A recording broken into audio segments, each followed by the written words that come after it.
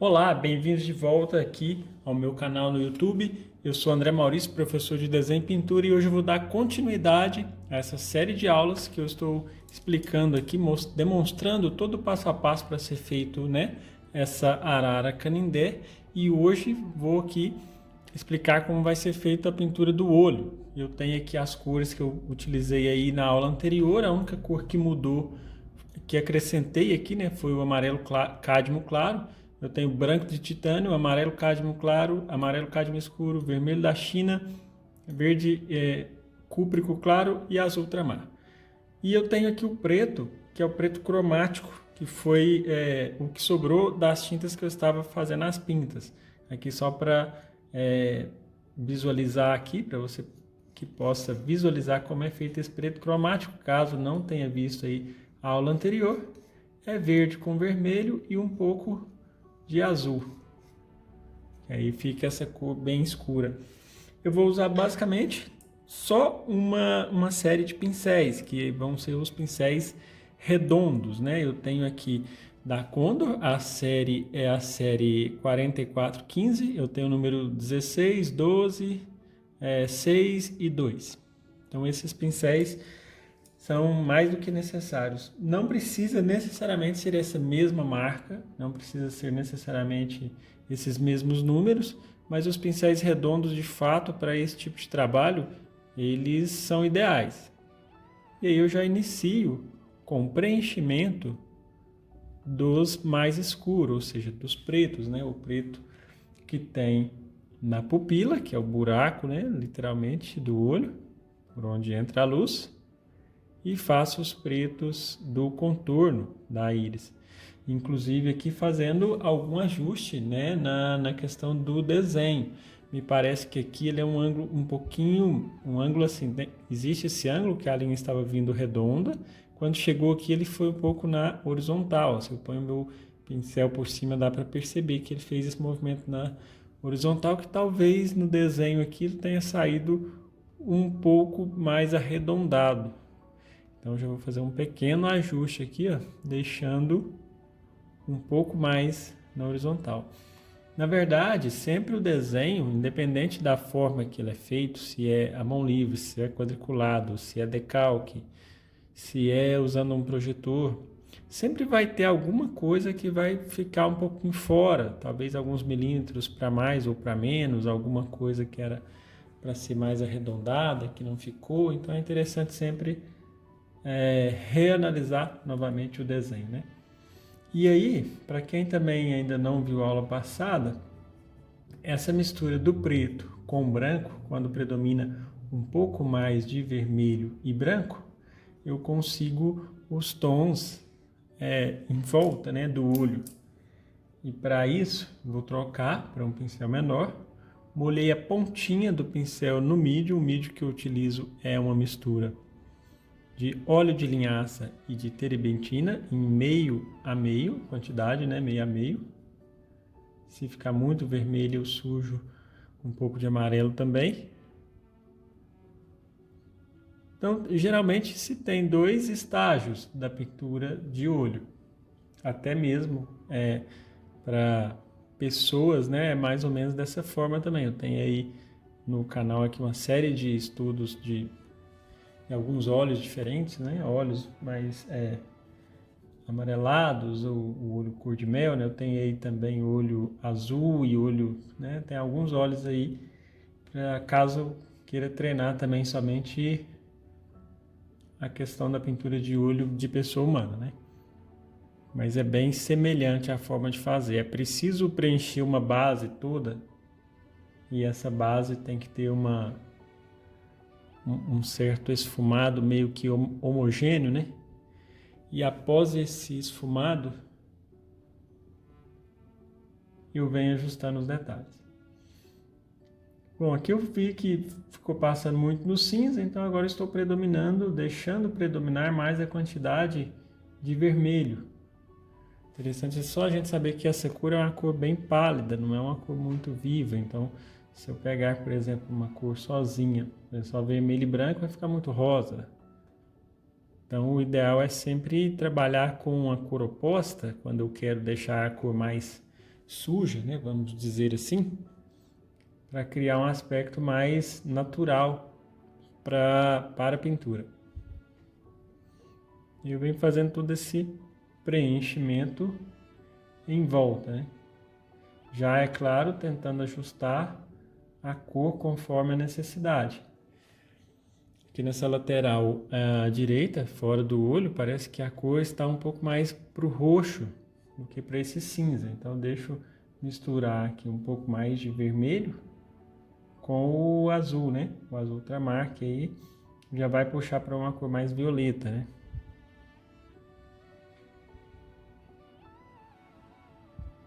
Lembrando que essa etapa inicial ela é mais de fundo mesmo, né? Assim, ainda não é exatamente a cor muito definitiva. É claro que eu já busco fazer a transição, igual aqui, para dar esse aspecto de arredondado. Ó. Esse primeiro violeta que eu coloquei bem aqui na base inferior, fora do lado direito do olho, é um pouco mais escuro. Só que à medida que eu vou subindo, naturalmente tem que clarear mais. E tem até um claro que fica ligeiramente azulado, né? Tem uma mudança de coloração, né? O matiz se altera, que a cor muda, né? Deixa de ser aquela cor predominante assim com a predominância de vermelho e passa a ser uma cor com predominância com um pouco de azul. Mas ainda assim fica sendo uma cor mais bem pálida, né? Não posso pegar só o azul e colocar. E já vou começar a pôr um pouco dos brilhos. Esse branco que tem logo acima do olho. Daí eu vejo onde começa, onde termina. Ele começa aqui próximo a esse ângulo que teve e termina pouco depois do meio da pupila. No alinhamento, né? Isso aqui na verdade, eu estou desenhando com o pincel, né? Identificando os formatos, identificando a localização de cada uma das partes. E aí, baseado, né, na localização dessa mancha branca, vamos dizer assim, né, dessa iluminação branca que eu acabei de colocar aqui, eu já faço as demais que estão acima dela direita e acima esquerda. Uma acima direita, um pouco aqui, outra acima esquerda, um pouco inclinada. E uma abaixo dela, essa que está abaixo dela, parece que tem uma quantidade um pouco maior de azul. Então, sujei o pincel com azul e vou colocando aqui. Agora eu vou deixar um pouco a parte fora. Na verdade, ainda vou, antes de partir para o lado interno, para a área interna do rosto, do rosto não, do olho, eu vou fazer esse vermelho aqui em volta, que é bem vivo. Na verdade é bem roxo, né? Não é muito vermelho assim não. Então eu vou pôr um pouquinho mais só de azul nessa mistura. Esses espaços em volta do olho, eles são tão importantes quanto o próprio olho em si, porque isso dá uma veracidade e naturalidade para o desenho. Agora essa parte lateral, ela não é uma linha muito contínua, né? Tem algumas imperfeições. Então, eu vou fazendo aqui essas imperfeições, que é sair um pouquinho do pincel fora daquela linha contínua. Ah, sei lá, parece que é uma espécie de cílio isso aqui, né? E eu venho fazendo em volta de todas as áreas. E à medida que for ter necessidade, eu preciso de uma cor um pouco amarronzada. Vermelho e amarelo, um pouquinho de preto vai ficar marrom. Eu faço a escolha só nesse caso aqui, das cores primárias e secundárias, basicamente, né? Eu tenho amarelo, vermelho e azul são primárias, só o verde aqui, que é uma cor secundária, porque dessa forma eu consigo controlar mais a cor. Eu consigo ter variedades, por exemplo, de marrom. Se eu deixar essa cor aqui, que eu misturei laranja com preto, fica um marrom. Mas se eu quiser esse marrom um pouco mais predominando, meio que violeta, eu venho aumentando o azul e o vermelho. Então, dessa forma, eu vou criando pequenas variações de cor, de forma natural, porque talvez eu, trabalhando com a cor pura, eu tivesse um pouco mais de dificuldade de ter essas variações, né? Já que a cor pura ela já é muito saturada, né? Por exemplo, se eu utilizasse um violeta puro, poderia, sem problema algum, só que eu teria que estar sempre dessaturando ele, ou seja, tirando a intensidade da força da cor pura, para que não ficasse aqueles violeta muito vivo, muito intenso.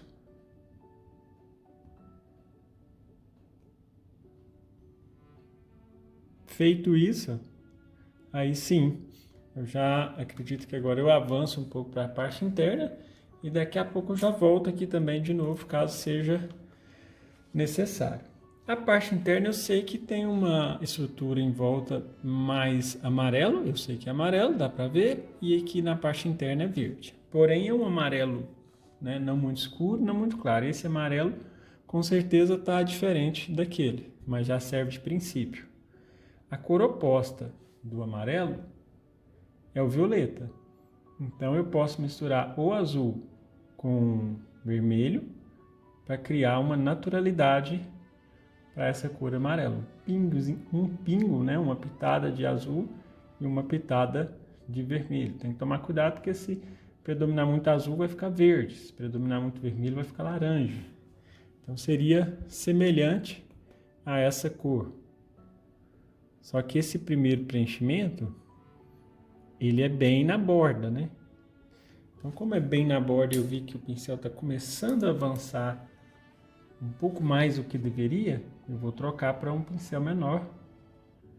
Um detalhe importante aqui, quando eu misturar a cor, é preciso eu ficar atento para que essa mistura seja da tinta, né? Ou seja, eu estou misturando, eu peguei uma quantidade até razoável de amarelo e estou trabalhando, misturando a tinta, evitando pegar pouca tinta e ficar misturando assim, ó. Eu vou dar um exemplo do que acontece muito com os alunos. Às vezes pega pouca tinta e faz isso, ó.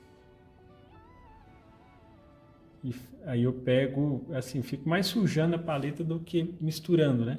E quando eu for pintar, ó, eu não consigo preencher, eu encosto o pincel e não consigo. Então, procure sentir a tinta pastosa um pouco, né? Não muito lisa, não em pouca quantidade demais, porque eu terei dificuldade de pintar. E aí eu já deixo essa cor que eu encosto, e aqui é um macete interessante da gente observar, essa cor que eu coloco, eu já não coloco ela completamente separada da cor do olho, do preto, né, vamos dizer assim. Eu coloco ela para dar uma pequena mesclada já, ó, encostando e misturando um pouquinho nesse preto. Aí eu fico atento para ver um pouco também as pequenas graduações, as pequenas mudanças. Aqui embaixo, por exemplo, me parece que o vermelho, essa coloração que eu estou colocando aqui de amarelo com vermelho, essa coisa meio marrom, é um pouco mais para vermelho, um pouco mais escuro. Quando eu chego nessa lateral, tão bacana de misturar a tinta é justamente isso, né? Quando eu chego aqui nessa lateral, se encontra um pouco mais amarelo e não muito marrom. Então fiz a primeira faixa de cor aí. Agora eu vou fazer o amarelo um pouco mais claro. Então nessa mesma mistura eu vou acrescentar um pouco de branco e o outro amarelo. É um amarelo cádmio claro e o cádmio escuro. Aqui na verdade estou usando os dois.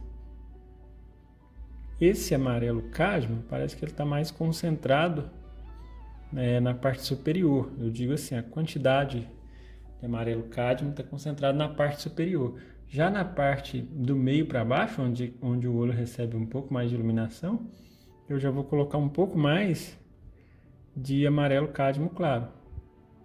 E sempre, ó, aqui eu peguei a cor quase pura, eu vou pegar aquele preto, que é um preto cromático, bacana por causa disso, ó, e vou misturar aqui.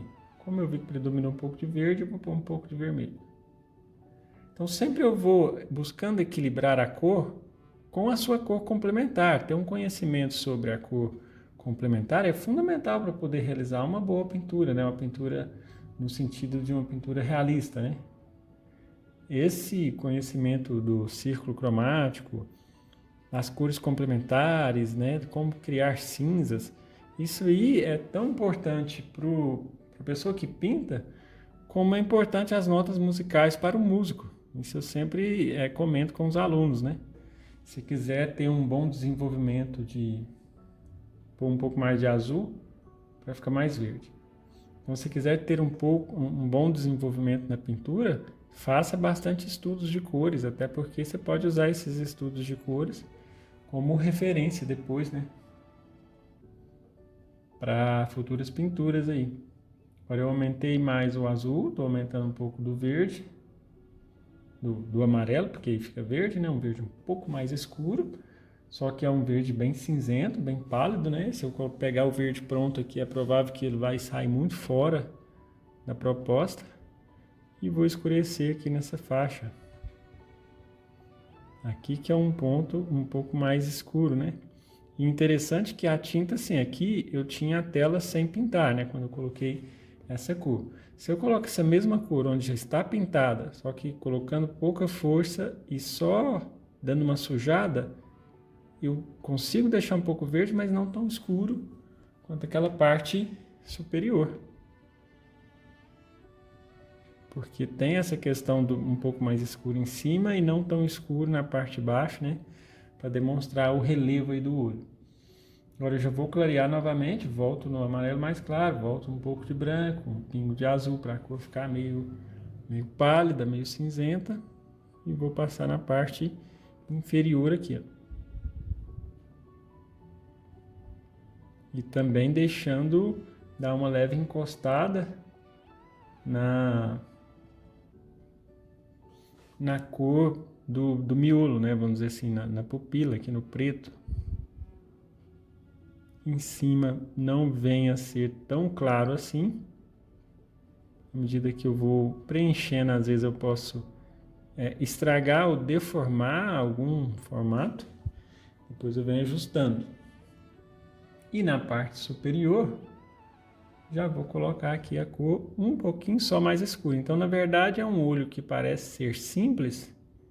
E de fato é simples, desde que você tenha um bom conhecimento de todas as cores, porque não tem um desenho tão complexo assim. É só mais ter cuidado na hora de trabalhar com a ordem das cores mesmo, não deixar muito sujar uma na outra. E agora eu vou colocar aquele branco, que ainda não é branco, né? Um branco sujo, vem aqui sujando com um pouco de azul, de violeta, até porque é interessante porque dessa forma fica um branco ligeiramente cinzento. Eu vi a angulação dele, só para conferir, né? Geralmente o brilho do olho tem que ser coerente com o brilho em volta do olho. Então vocês podem perceber que esses pontos de claro que tem aqui, o brilho está alinhado com ele. Digo isso porque às vezes eu vejo algumas pinturas que o brilho acima do olho, a parte iluminada acima do olho está aqui e o brilho está um pouco fora. Pode ter alguns raros casos que aconteça isso devido a alguns fenômenos, não muito comuns. Mas no geral segue, o brilho que está a parte iluminada acima é mais ou menos o alinhamento do brilho embaixo. Agora eu já coloco o branco mais puro. E aqui tem um porquê de eu fazer isso, porque eu coloquei a parte de baixo e esfumei. Agora esse branco não vai ficar tão esfumado, ele vai ficar mais centralizado dentro daquela área inicial que foi esfumada, aquela área que tinha um pouco de cor fria, né? Aqui também um pouco mais de cor fria, uma sujeira de branco com os azuis, né? E violeta, e vai ficar mais frio. Vou passar na parte de baixo aqui, ó. Geralmente essa parte de baixo, isso também acontece muito no olho da pessoa humana, ela é oposta, a posição é essa, né? É num ângulo assim, inclinado, né? Não é oposta, é oposta, né? Tá do lado oposto aqui assim. Pus um branco um pouco mais acentuado, e aí eu esfumo esse branco, se caso ficar acentuado demais. Após terminado essa primeira etapa, esse primeiro preenchimento, aí eu começo a ajustar as cores e as formas à medida que for sendo necessário, né? Por exemplo, a parte superior, o amarelo com laranja pode ser um pouco mais escuro. Eu vou pegar um pouco de amarelo com laranja e passar aqui em cima. Bom, só um pouco mais escuro. Na parte de baixo, lá na parte inferior, também pode ser mais escuro. Então, eu estou pegando de novo laranja, vermelho com amarelo, uma sujeira do preto cromático. Na parte embaixo. Sempre assim, encostando, não faça a linha de uma vez, porque senão a tinta arrasta muito e não pega, né? Por estar molhado. Eu vou encostando e puxando. Eu costumo dizer que é o dedo de gatilho, né? Você vai puxando só do meio do dedo para frente, não faz muito movimento com a mão. Bom, então daí eu já tenho uma cor um pouco mais escura, um pouco mais amarronzada, e já busco esfumando também, para não ficar muito separada as cores. Um dos grandes pontos importantes da pintura realista é o trabalho, ou hiperrealista, né? É o fato da gente deixar as cores de uma forma harmônica, ou seja, elas se esfumam, elas se mesclam. Não tem uma diferença muito brusca entre uma e outra. Então, sempre com pinceladinhas curtas. Interessante que eu apresentei vários pincéis, mas eu estou trabalhando basicamente com 2 só por enquanto, né? Então, às vezes nem precisa tantos pincéis. E nessa etapa de definição, assim, para, né, tô pintando e preciso distinguir melhor as cores, é preciso olhar com os olhos um pouco entreabertos. Olhar com o olho entreaberto equivale a você fechar um pouco os olhos e desse jeito deixando a imagem ligeiramente embaçada. E aí a gente vai fazendo isso e comparando o modelo com a pintura, né, que a gente está fazendo, e consegue perceber pequenas diferenças, pequenas sutilezas, né, que às vezes possam ser ajustadas. Eu estou pegando mais do preto novamente para dar uma limpada, né? Ou seja, alguma parte que às vezes o preto encostou e ficou até ligeiramente verde aqui, eu venho meio que buscando dar aquela pequena esfumada aqui. Na verdade não é muito esfumar aqui, né? Eu falei a palavra errada. Na verdade aqui é onde eu realcei o preto, é para ficar mais homogêneo, com uma cor sem aquela chamada cor absoluta, né? Porque não tem outras misturas. A gente não vê outras cores a não ser só o preto. Aqui um pouco de escuro por baixo, mas muito pouco. Pinceladas extremamente curtas. E um amarelo um pouco puro aqui, para ficar ligeiramente saturado entre a transição daquela cor ligeiramente amarronzada e entre essa parte superior. Eu estou até passando com o pincel de canto aqui, né? De canto significa que eu não estou passando ele inteiro, só algumas partes. E agora eu vou azul com branco, quase o azul puro, né? Para passar um pouco acima do olho, que tem algumas partes ligeiramente azuladas por aqui, ó.